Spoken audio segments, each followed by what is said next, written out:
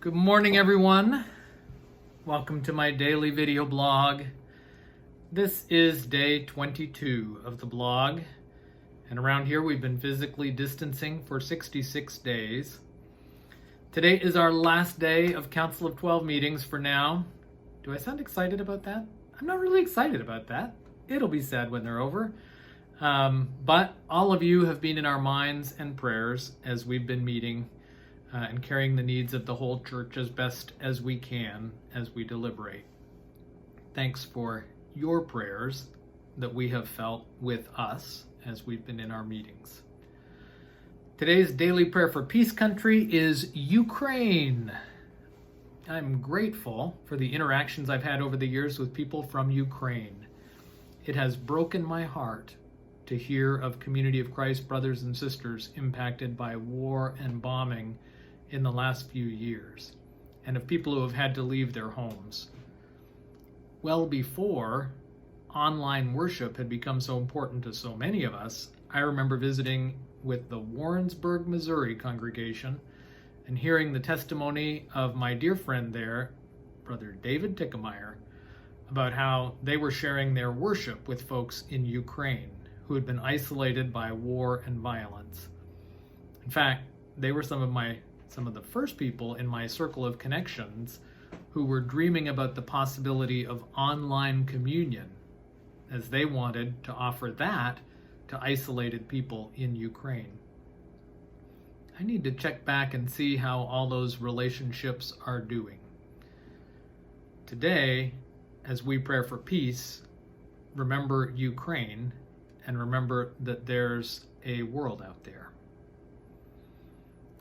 Tiona has another book recommendation ready for us. This is one that I'm surprised Tiona has waited this long to recommend, since I know they read it all the time. And it is definitely one of their favorites. The book is called Community of Christ, An Illustrated History. It's by David Howlett, Barbara Walden, and John Hamer, and was published in 2010 by Herald Publishing House. Tiona says this is a really interesting book. The book is obviously, says Tiona, about the history of Community of Christ. There are pictures and maps and fascinating stories. Tiona asked me if it would be appropriate to say something about their ancestor. I said sure. Tiona says that it's great reading about James Strang. James Strang, says Tiona, is my 4 times great-grandfather. So that's cool. I've read this book, says Tiona, at least a dozen times every year since I discovered it. I love the stories. It's one of the only picture books that I really like. Sometimes I'm really stubborn about only reading chapter books. I usually focus on the beginning part of this book, but I like all of it a lot.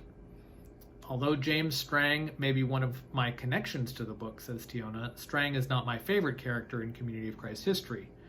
Tiona says that their favorite character from CFC history is Emma Smith. Okay, today I'm actually taking you right back to a city where we've already been for another daily check-in. I'm taking you back to Guelph, Ontario, Canada. And it's not just because my mother is there. It's not just because I love that Guelph downtown Google Earth flyby that Eliza put together the other day. It's not even because of the great response in the YouTube comments from folks in Guelph. It's really just because I wanted to check in with Brian Caruana and to tell you a little bit about the Encounter World Religion program that Brian is the director of. Encounter has a great legacy of more than 20 years now of breaking down the dividing walls between people of different religious backgrounds. It all started with J.W. Windland, his collection of religious artifacts, and his habit of dropping in at temples, synagogues, mosques, gurdwaras, etc., to learn and to explore spirituality. Brian was there almost from the start as an assistant, and then when J.W. passed away, the torch was fully handed off to Brian. Brian and Encounter do great things together. They have school programs where they teach about world religions in the Catholic school system in Ontario. A favorite program of Encounter has long been the teaching of religious and spiritual meaning through the use of religious artifacts and ritual objects. That's one of the things that Brian does in the schools. I already mentioned Brian's Religion in a Minute YouTube videos a couple days ago, where you can get a taste of that yourself. Encounter also has a history of teaching law enforcement personnel about religious diversity, and even a program where they help prepare folks who work in organ procurement to be better equipped to talk with potential organ donors of different religious and cultural backgrounds. The really wonderful aspect of what Brian does is the encounter part. That is, he really specializes in bringing people together to learn from each other, rather than just learning about things in a classroom or from a book. The crown jewel program that Encounter offers is the Discovery Week. Normally, you can go to Toronto for a week in the summer to learn in the classroom from Brian about the different traditions, but then you go and experience worship and rituals in all the holy places. And Toronto is a city of millions of people and of huge religious diversity. So you can experience everything from Wiccans to a Zoroastrian fire temple and pretty much everything else. I wondered how Brian would be doing, since his work is so much about bringing people together, and that's gotten really complicated. Brian's, it turns out, like pretty much everyone I've talked to, in that he's worried about aging parents, and he's glad that his whole immediate family is together for this time. Brian reflected that the pandemic has geographically shrunk their world. He says in some ways it's simplified our world, and in some ways it's made it more complicated. We're home, we don't go anywhere, we're not spending much money. Brian says that initially the vast majority of his programs were just canceled. He did have one event that shifted to online, and he has others scheduled for that format. He's hoping to convince more people to move their programs over to online in the same way. Brian shared a little bit about how the pandemic has been impacting religious people he knows about. The Muslim community is particularly impacted. People think that Ramadan, Brian says, is all about fasting, but it's very communal. You struggle together all day not eating, and then you break the fast together. It's very much about extended family and community, and all that is cut out during the pandemic. For Jews, one of the big things was Passover, Brian says. Passover was strange. According to Brian, it's a huge time of gathering together. Brian told me about the ironic but true meme that went around Facebook that Passover had been canceled due to a plague. Strange but true. Brian says that one of his guides on the Discovery Week is a Buddhist monk, and he's been doing lots of mindfulness stuff online. He's decided that this should be a good time to learn how to sit still, to watch our thoughts, to reduce our stress. Brian lights up when he talks about the Sikhs. He explained how the Sikhs have stood out to him in particular in the time of pandemic.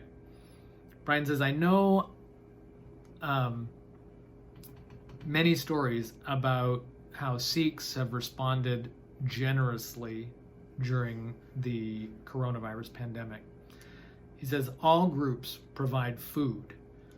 Muslims during Ramadan, churches. But the Sikhs, for the Sikhs, it's not just a charitable act. They are not so much defined by theology. They are defined by practices, like the way they feed people. There is free food in every place of Sikh worship, all the time. Golden Temple, which is like their Mecca, serves close to 100,000 meals a day every day. So during the pandemic, Sikhs have been providing free meals and food wherever they are. And they've organized all sorts of other things to help as well, including porta potties for truckers where roadside stops are closed. None of it is organized by some national or worldwide organization. It's just Sikhs doing what they do because they're Sikhs.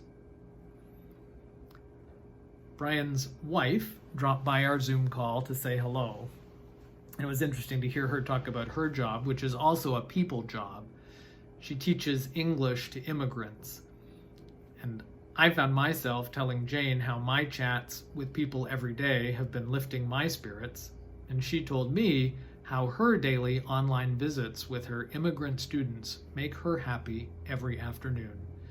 She comes upstairs from the basement Zoom space, always feeling better. Talking to Jane and Brian, we shared about our experiences getting groceries and compared how our different counts of how many people in the stores are wearing masks. We've all got uncertainty about the future, but we're trying to figure it out one day at a time. Okay, everyone, it is about time for our big daily announcement. Da da da da da da da da da da da da da da da da. Now in this moment, now in this day, but the question is, what day is today? Wait for it. Today is Thursday. Yay, Thursday! Yay, Thursday. Well, folks, I hope you have a wonderful Thursday. I do want to tell you about one more thing about Brian and Encounter, and that is that the crown jewel experience of the Encounter World Religions program every summer is the Discovery Week that Brian operates. You learn so much about our religious neighbors from Brian, the expert who's almost done his PhD at the University of Toronto, but especially from the amazing network of practitioners that Brian is connected with. I always tell people that I guarantee you that Discovery Week will be one of those few standout, most amazing experiences of your entire life. Sometimes I think people almost believe me, but they get a bit scared away by the cost of going to Toronto, lodging, food for a week, and of course the registration for the event.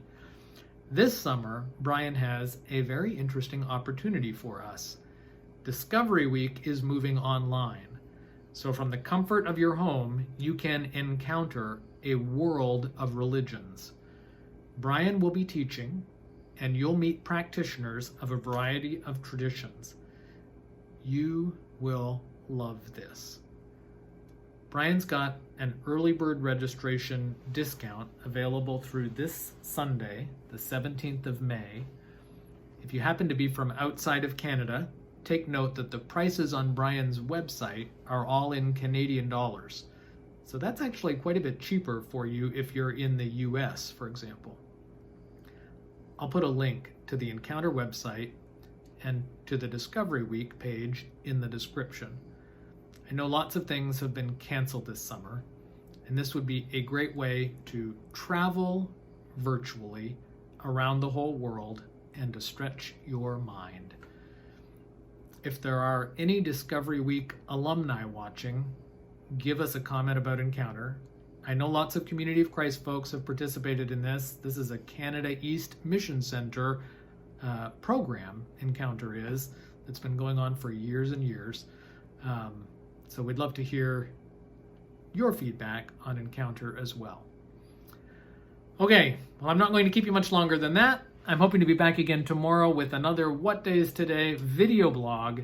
Again tomorrow, I'll remind you of the daily prayer for peace country of the day. Tiona might be convinced to give us another book recommendation, and I'm looking forward to reporting on another check-in with another person to update you on how they're doing.